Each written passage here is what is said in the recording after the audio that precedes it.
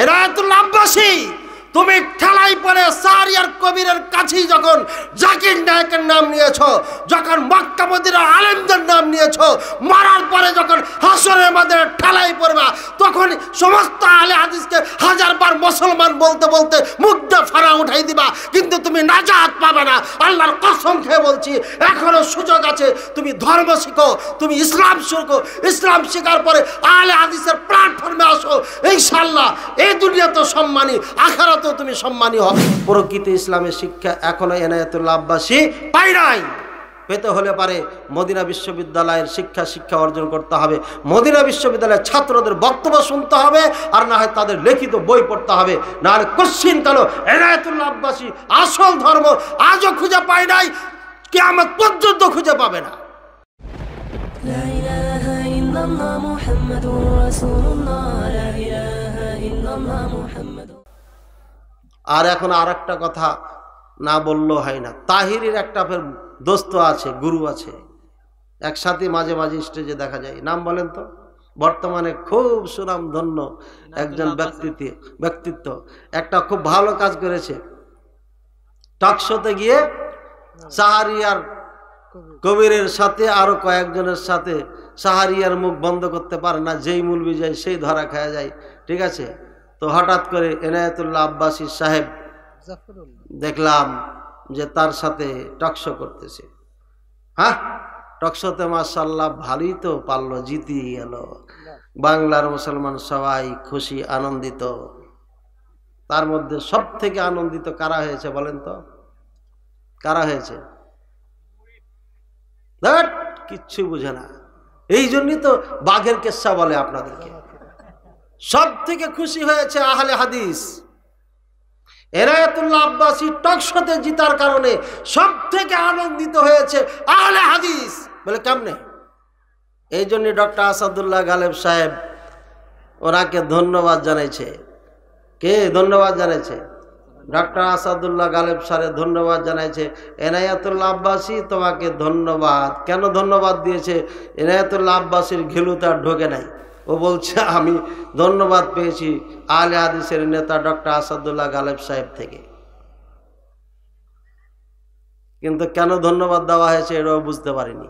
বুঝেছেন কেন ধন্যবাদ দিয়েছে? এনায়েতুল্লাহ আব্বাসী সাহেব, আপনি ভালো করে শোনেন। মাশাআল্লাহ, ভাষা তো খুব ভালো বলতে পারেন, স্পষ্ট ভাষী লোক আপনি।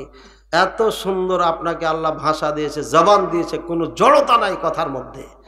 এত সুন্দর বুদ্ধি দিয়েছে, শিক্ষা দীক্ষা যা আছে তা তো আপনি জানছেনই, ঠিক আছে। আমরাও বুঝতে পারছি, আপনারা না বুঝলে আমরাও তো বুঝতে পারছি। শিক্ষা দীক্ষা যতটুকু আছে ওর তরিকায়, ওর মানহাজে আছে। প্রকৃত ইসলামের শিক্ষা এখনো এনায়েতুল্লাহ আব্বাসী পাই নাই। পেতে হলে পারে মদিনা বিশ্ববিদ্যালয়ের শিক্ষা অর্জন করতে হবে, মদিনা বিশ্ববিদ্যালয়ের ছাত্রদের বক্তব্য শুনতে হবে, আর না হয় তাদের লিখিত বই পড়তে হবে। না হলে কোশ্চিন কালো এনায়েতুল্লাহ আব্বাসী আসল ধর্ম আজও খুঁজে পাই নাই, কিয়ামত পর্যন্ত খুঁজে পাবে না। ওর সিলেবাসের মধ্যে আসল ধর্ম নাই। আমাদের এই ঝিকরানিতে কিছু কিছু তার মুখ থেকে এখন বের হচ্ছে। শিরক আর বেদাতের বিপক্ষে জোরালো একটা বক্তব্য দিয়েছে। কবরে যারা সিজদা করে তাদের বিপক্ষে বলেছে। গুড, ধন্যবাদ জানাচ্ছি আপনাকে। কিন্তু সব থেকে আহলে হাদিস খুশি তার এই টকশোতে। কেন বলতে পারবেন? তার টকশো কি শুনেছেন? কে কে শুনেছেন? হাত থেকে উঠান। এই যে দুই একজন তো শুনেছে।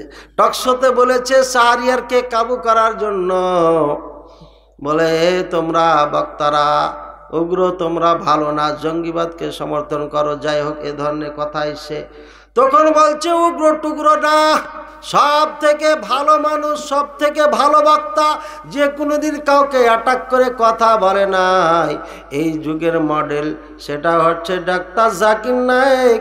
এত সুন্দর কথা কওয়ার পর তারে দেশে রাখে নাই।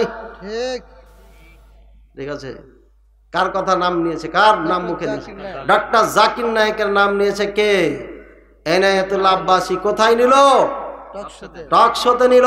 এনায়েতুল্লাহ আব্বাসী সাহেব, আপনার এতগুলো ওলি আউলিয়ার আপনি ছাত্র, আপনার এতগুলো ওলি আউলিয়া, এত বক্তা, আপনি তাদের নাম না নিয়ে ডাক্তার জাকির নায়েক লা মাযহাবি গায়রে মুকাল্লিদ, আহলে হাদিসের নাম কেন নিলেন আপনি? এক সময় কাফের বলেছিলেন ওকে। এর মানে কি ঠেলার নাম বাবাজি, যখন ঠেলায় পড়ে যাবে তখন কিন্তু বাপ ডাকতেই হবে। এরপরে দেশের কথা যখন আসলো, ইসলামী আইন কি করতে পারে, তখন বলল সৌদি আরব টুকিটাকি যতটুকু ইসলাম ফলো করে তার মধ্যে দেখেন ইসলাম ফলো করার কারণে পৃথিবীর সব থেকে হচ্ছে শান্তিপূর্ণ দেশ সৌদি আরব। বলেছে না বলেনি? সৌদি আরব এনায়েতুল্লাহ আব্বাসীর তরিকার লোক না আহলে হাদিসের তরিকার লোক? এবার ঢোল বাজান। ডক্টর আসাদুল্লাহ গালেব স্যার হাফিজাহুল্লাহ কেন তাকে ধন্যবাদ জানাইছে অনেকে তো বুঝতে পারে নাই। এনায়েতুল্লাহ আব্বাসী, তুমি ঠেলাই পরে সারিয়ার কবিরের কাছেই যখন জাকির নায়েকের নাম নিয়েছ, যখন মক্কা মদিনার আলেমদের নাম নিয়েছ, মারার পরে যখন হাসরের মাঝে ঠেলাই পড়বা, তখন সমস্ত আহলে হাদিসকে হাজারবার মুসলমান বলতে বলতে মুখটা ফাড়া উঠাই দিবা, কিন্তু তুমি নাজাত পাবে না। আল্লাহর কসম খেয়ে বলছি, এখনো সুযোগ আছে। তুমি ধর্ম শিখো, তুমি ইসলাম শিখো। ইসলাম শেখার পরে আহলে হাদিসের প্ল্যাটফর্মে আসো, ইনশাআল্লাহ এই দুনিয়া তো সম্মানী, আখিরাত তো তুমি সম্মানী হবে। এখনো সময় আছে। সামান্য শাহরিয়ার কবিরের ঠেলাই পড়ে জাকির নায়েকের নাম আর সৌদি আরবের নাম নিতে বাধ্য হয়ে গেলেন, তাহলে মরার পরে কি হবে? জিন্দা থাকতে মাহফিলে বলেন না এখন জাকির নায়েক ভালো মানুষ, বলেন না কেন? কি ভাই রাগ করলেন? রাগ করলে করার কিছু নাই, কারণ হুজুররা জাকির নায়েককে কাফের ফতোয়া দিয়েছেন, আর মডেল হিসাবে যখন ঠেকে যাচ্ছেন পেশ করছেন কাকে? জাকির নায়েককে।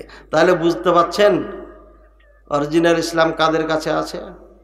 আর ওয়াজ করা লাগবে? যান আজ থেকে জাকির নায়েকের বক্তব্য শুনেন, ডক্টর জাকির নায়েকের বক্তব্য শুনেন, তারপরে কোরআন সুন্নাহর সঙ্গে মিলান। দেখেন এই পৃথিবীতে শতাব্দীর পর শতাব্দী আল্লাহ পাক রব্বুল আলামিন এই দার্শনিক যুগে, এই বৈজ্ঞানিক যুগে তাকে নিয়ামত হিসাবে মুসলমানকে দিয়েছিল, কিন্তু এই বোকা মুসলমান না বুঝে তার বিরোধিতা করেছে। ও নাই বলেছে মাযহাব মানিয়েন না, কিন্তু ওর দ্বারা ইসলামের যে উপকার হচ্ছিল, থামেন, ইসলামের যে উপকার হচ্ছিল, থামেন, ইসলামের যে উপকার তার দ্বারা হচ্ছিল, আজকে হিন্দু ধর্ম বলেন, খ্রিস্টান বলেন, বৌদ্ধ বলেন, সবার কাণ্ডলা দিয়ে দেখিয়ে দিয়েছে ইসলাম একমাত্র শান্তি ধর্ম, ইসলামই একমাত্র ধর্ম। এটা কোনো মৌলবীর বাচ্চা তো দূরের কথা, 14 গোষ্ঠী মিলেও প্রমাণ করতে পারে নাই শত শত বছর থেকে। এটা আল্লাহর নিয়ামত। কারণ আমি দাওরা হাদিস পাস করার পরে, ইফতাদা আদিব সব কিছু পাস করার পরে আবার যে মেডিকেল নিয়ে পড়বো, এটা কি আমার সময় আছে? পারবো? নাই ক্ষমতা। মেডিকেল নিয়ে আবার মাদ্রাসায় ভর্তি হয়ে প্রথম থেকে পড়ে মৌলবি হব, এটাও কি কেউ পারবে? সম্ভব? আল্লাহ পাক রব্বুল আলামিন যুগে যুগে 2-1 জনকে এভাবে পাঠিয়ে দেন। জাকির নায়েককে মেডিকেল পাস করিয়া কোটি কোটি টাকার মালিক, তার নিজের বোন, একটা বোনেরই 2টা ইন্ডাস্ট্রি রয়েছে বোম্বাইয়ের মতো জায়গাতে, বিরাট হায়ার লেভেলে ফ্যামিলির মানুষ। সেই যুগ থেকে মার্সিডিজ গাড়ি ব্যবহার করে তারা, ফকিন্নি ঘরের নয়। তার মনের মধ্যে আসলো ইসলামের কাজ করবে, তার মাকে বললো আমি ইসলামের কাজ করবো। আলহামদুলিল্লাহ, খুব ভালো। মানুষের শরীরে ডাক্তারি না করে রুহের ডাক্তার হয়ে যাও। ইংলিশ ভাষায় ওনার মাতৃভাষার মতো কথা বলে। গোটা পৃথিবীতে যখন ইসলাম ছড়িয়ে যাচ্ছিল, কাফেররা যখন বিচলিত হয়ে গেছে, তাদের বড় বড় পণ্ডিতদের যেমন কান ধরে উঠায় আর বসাইছে, তখন মাথা ঘুরেছে গোটা কাফেরদের। সাথে সাথে তালি হাতে হাত মিলিয়েছে এই কবর পূজারী, এই বেদাতি, এই মাজারিয়া দিয়ে তাকে বন্ধ করেছেন। আর আমাদের দেশে অনেক ভাই যারা ওলামায়ে দেওবন্দ, আমরা যাদেরকে খুব ভালোবাসি, খাস করে তারাও আপনারা তাল মিলিয়েছেন তাদের জন্য। এই জন্যই যে সামান্য কিছু ক্ষতি হচ্ছিল, আপনার কিসসা কাহিনী বলতে পারছিলেন না, তাবিজ দিতে পারছিলেন না, এই জন্যে ওকে উধাও করে দিলেন, নিজের বাড়ি ঘর থেকে ভাগাই দিলেন। এই জন্য কি আল্লাহর কাছে বিচার দিতে হবে না? বিচার হবে, বিচার। আমার ভাইয়ারা, নবী করিম সাল্লাল্লাহু আলাইহি ওয়াসাল্লাম বলবেন, ইয়ারা আমার উম্মাত, কেন এদেরকে বন্ধ করে দেওয়া হলো? বলবে ইন্নাকা লা তাদরি মা আহদাসু বাদাকা, হে নবী আপনি জানেন না আপনি চলে আসার পরে দিনের মধ্যে কত কি ঢোকায়া ছিল।